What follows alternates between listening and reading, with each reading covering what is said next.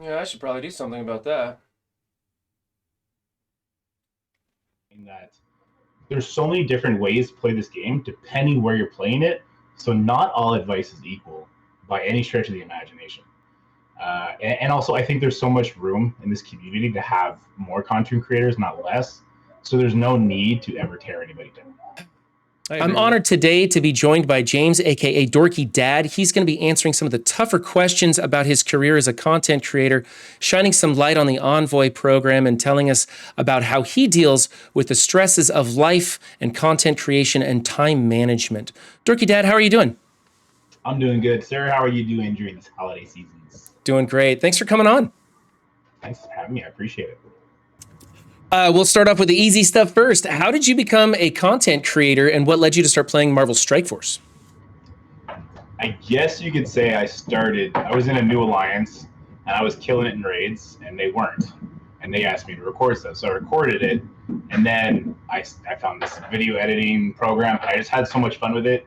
And if you go down all the way to the bottom of my video catalog, you're going to see some like really cringy, silly videos of like Ghost. When Ghost first came out, I made this like introducing Ghost character video where I think I did unlocks like orb opening or something like that. But then I dove into like the comic book origins and I was like, people will love this. And obviously, when you're new, you get like 3 views, and I was like, this is too much work. And then I just started doing like war counters and stuff for my alliance and trying to make it look pretty for people.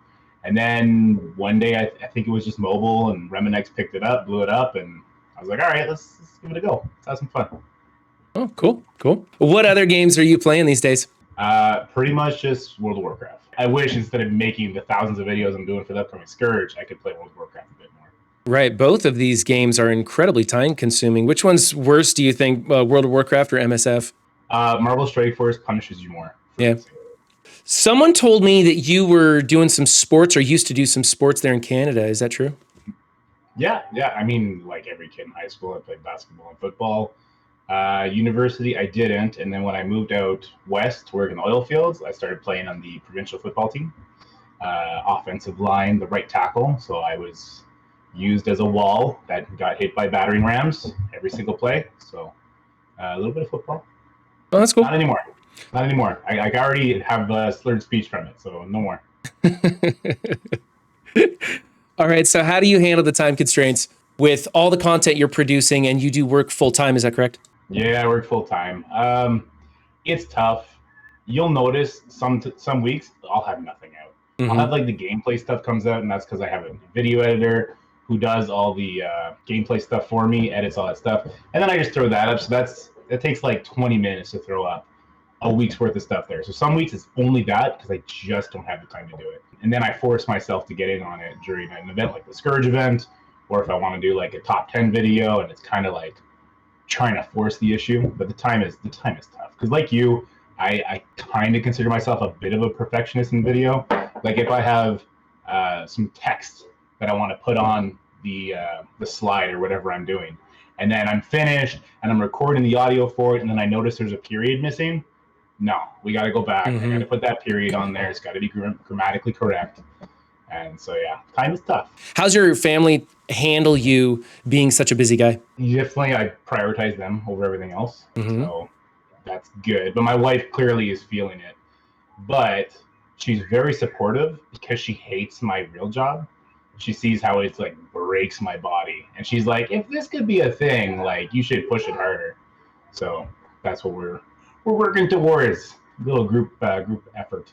Our wives support us because they see us hating our IRL job, and so they see us having fun doing these sorts of things, and so that's why my wife has been supporting me. So I think it's great, and I hear that from so many different content creators that are like, yeah, I mean, you got to work another job. This doesn't pay anything. So it's interesting that there's so many different things there.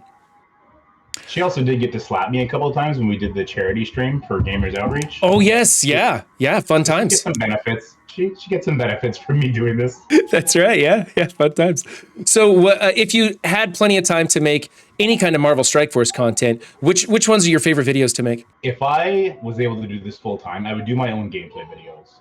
because I would put a storyline to it. Like before I had a video editor, I would put a storyline to it where it would be like levels of different competitors, and it was a cohesive story that would and I would build a narrative and have some fun with it that way.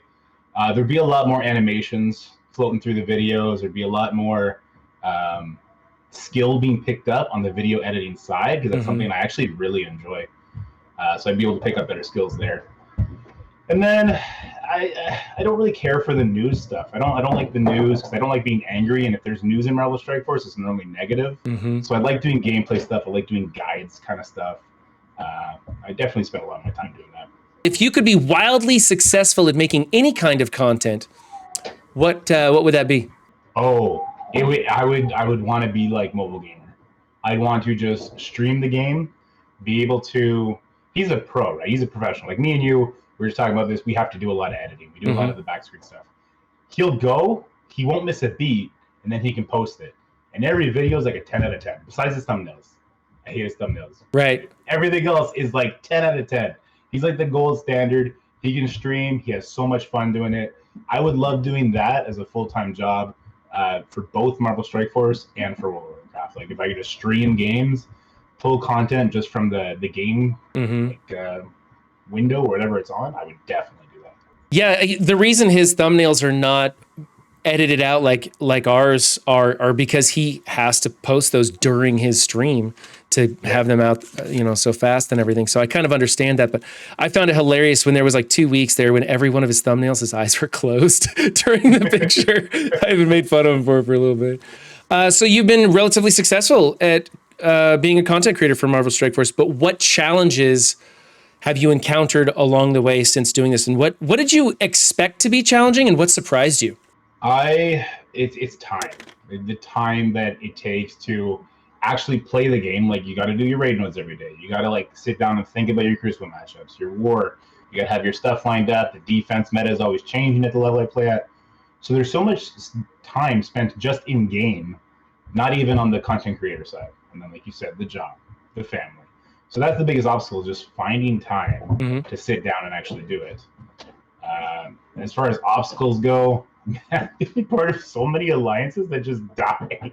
Just alliances at the top just burn out so quick, or there's two people that butt heads, but they both are like the leaders of respective factions that came from a merged alliance or something really petty, right? And you're just sitting there like, oh, we're moving again. And it's just that has been a thorn in my side for sure. You and every other envoy have been labeled shills at one time or another. Do you think anyone in the program is a shill or has sold out? Without naming names, I don't want you to point fingers at anybody. But do you think that there's any merit to that accusation that you or anyone in the program is a shill? Definitely none of the video creators, none of those content creators for sure. I've seen some people who do like non-content creation side in the envoy program kind of give more compliments than I think are warranted, but generally I think almost all the envoys have had a turn, especially in the last month, just reaming them out in the program. There's no like, oh, you guys are killing it, thank you so much for having the envoy program. We're all like, kick me out, I dare you, like this is how I feel, this is what it is, this is what people think. Like there's no holding back in there. Have they ever asked you to promote something that you didn't agree with? No.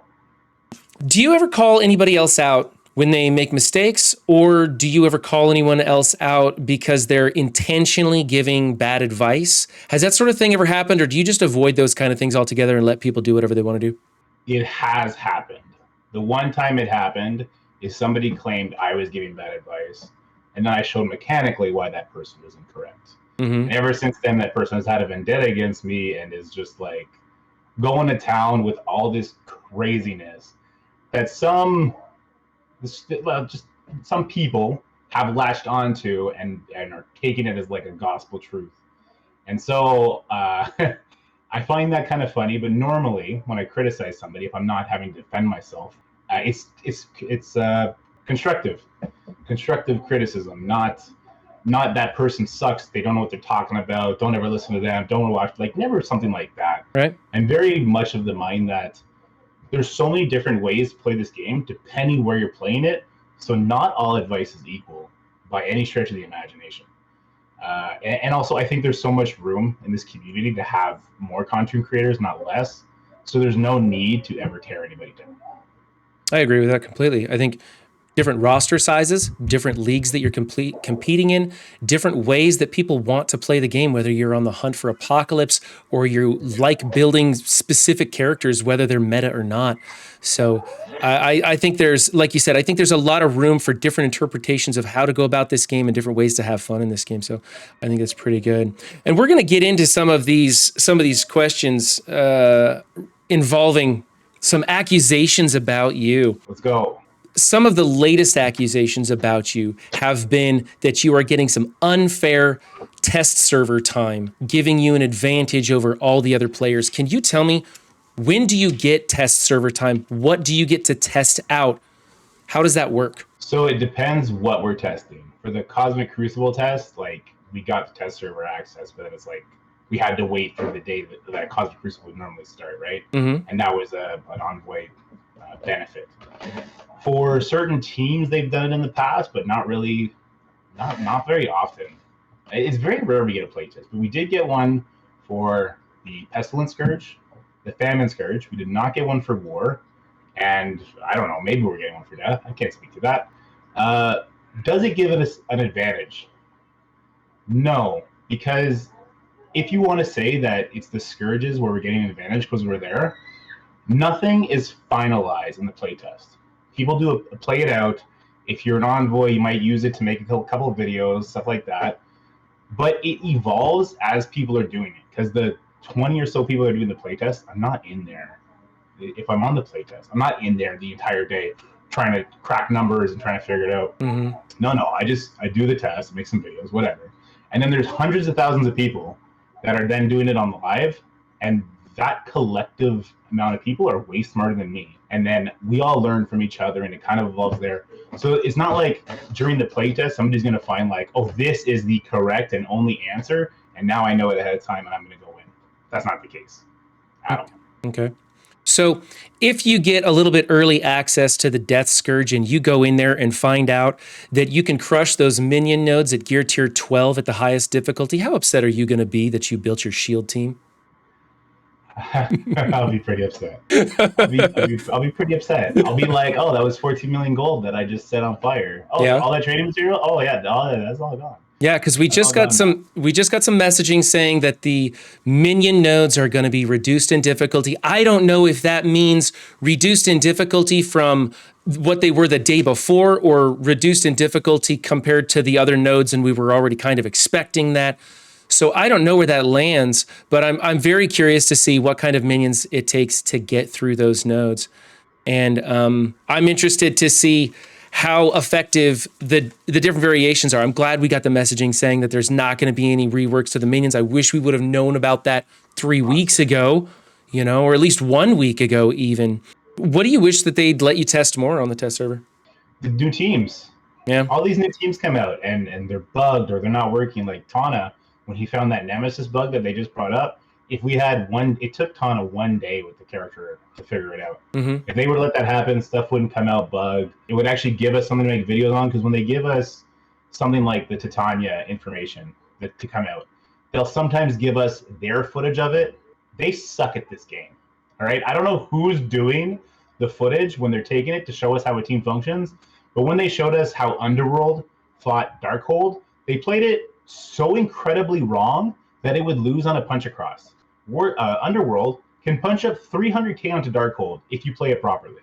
So I would love to have access like that, so then I don't make an ass of myself and say like, well, this team looks okay, but like I wouldn't go hard on it because of this, that. It's like, oh no, actually this team's amazing. I wish I could have known that. Mm-hmm. So like to actually test the teams, I think would be way better. Recently, you were also accused of breaking the terms of service.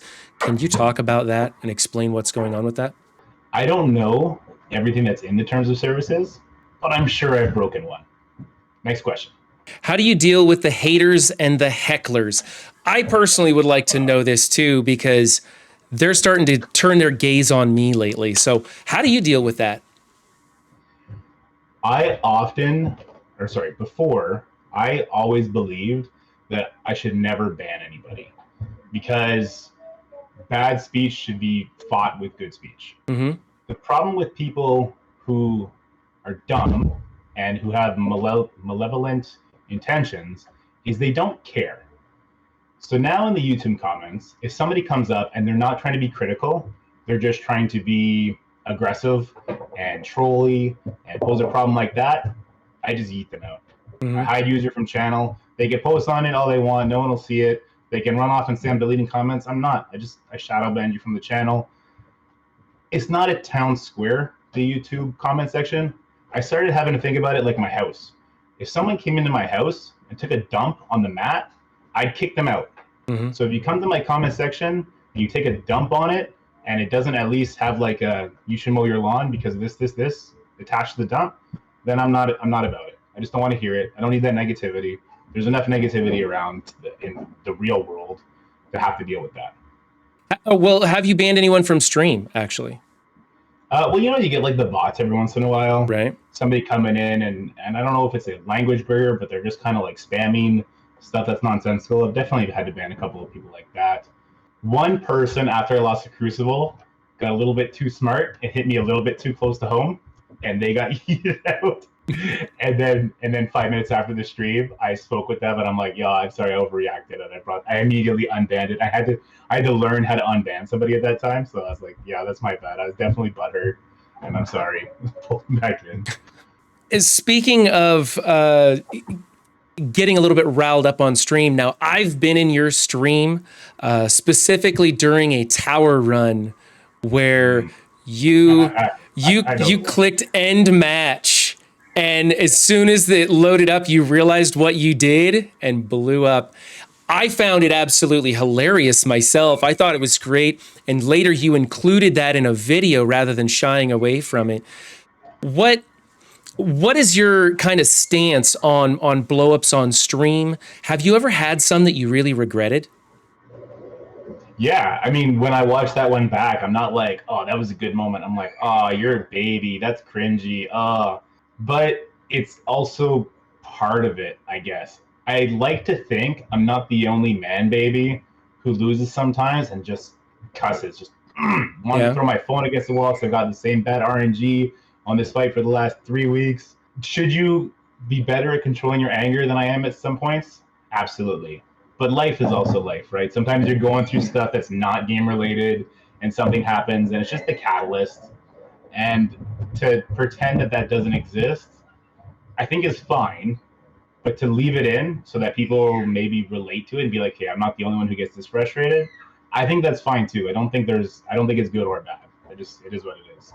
Yeah. When you left that stuff into your videos, you let people know, "Hey, I'm not proud of this moment and this isn't something you should be doing," but then showed that, "Hey, this is who I am and this is what happened." So I think that's great. I think you're going about it just right. So and honestly, when I watched that, I felt so bad for you because we've all been there in tower mode, right? We've all hit that button and just screwed up our score. I did it yesterday during Crucible too. I did a Black Order burn on the Red Hall Dark Hole team in room 6. Mm-hmm. It was an okay burn, but I had to pause it, and I was talking with chat, and I wanted to let it time out and finish, and then go back in and hit it. But instead, I hit quit because I have it like the raid mode. Like you hit quit, okay, it saves it, and then you go. That's obviously not what Crucible's like. Crucible's like war, where it resets it. Mm-hmm. So then I went in right away with my Dormammu, Undying, Weapon X team. Not knowing that the cooldowns had reset. And all the cooldowns are reset. And then that's my second attempt, so that's a loss. And I accomplished nothing, but I also have no other teams that can even scratch this team. So it's not like, okay, my second attack is not my burner. No, because I just blew the good team. Mm-hmm. And then over the third attack, I just tried to do it again fresh. Failed miserably. And I'm proud to say I was able to laugh that one off. So I guess there comes a point where you just start laughing it off, hopefully. That's good. How do you deal with getting stressed out when life and stream and content and all these things come together and you want to smash your phone in the real world? You have just had enough. You're thinking about quitting the game, dropping your alliance. Everything's just in the worst. What's the thing that helps you keep it all together and keep going? I put my phone down. I pick up my son, put him in the car, and we go to this business. So I don't know what you call it, called Cosmic Adventures in Ottawa, which is basically like an indoor play park with obstacle courses and all this kind of stuff. And we just play. or I'll take out my baby and we'll go finger paint or something. Something that is completely out of the realm of video games. That the only thing that could stress me in that environment is my son asking too many times for pizza or something silly like that, right? Something that is cute, if also annoying, and that helps just like take the edge off because life can definitely add up. So there it is, family in the real world, getting away from the electronics and just starting to live your life away from this game is often what can help keep you in this game, which is something that people need to remember. I don't think that's cheesy at all. I think that's wonderful. It's very similar to what I do as well. James, you have given me some great answers, some great information to work with. Thank you for being here and answering these questions. I know some of them were a little bit tougher than others, but there's a lot going on. You're kind of a big name. You're a big deal these days, and there's a lot going on around you. So I wanted to give you the opportunity to say your side of the stories. Well, I appreciate that. And as far as the tougher questions that I might have glossed over, I've definitely spoken very openly about that stuff on stream. I just don't care to keep bringing it up and riling up people that I don't even know how to describe some of the people that come into the Discord or to the channel comments and just the stuff that they leave. Some of it doesn't make sense in the context of where I play. Mm-hmm. Some of it is completely irrelevant, like your account's so big now for some reason. It's like I was always a whale. I always had the newest characters, super, super big. I always was top 50 in the Pestilence and the Famine Scourge. To try and say something else is the reason for that is silly. At some point, you need to be able to speak your side of the story uninterrupted, help shine some light on it, and let other people decide for themselves. And I hope that people respond in the comments with polite, respectful comments, because I'm like you. I like constructive criticism. I like hearing adjacent points of view. I like having those open debates and discussions, but having trash talk, having thumbnails posted with you and your image completely being disgraced, that's garbage. That's garbage. It doesn't help anybody. It doesn't move the conversation forward. It doesn't help players to achieve their goals, to reach apocalypse faster. It doesn't do any good at all. So just wanted to give you that time, but I'm really glad that you were able to come here and talk to me about that. So thank you very much.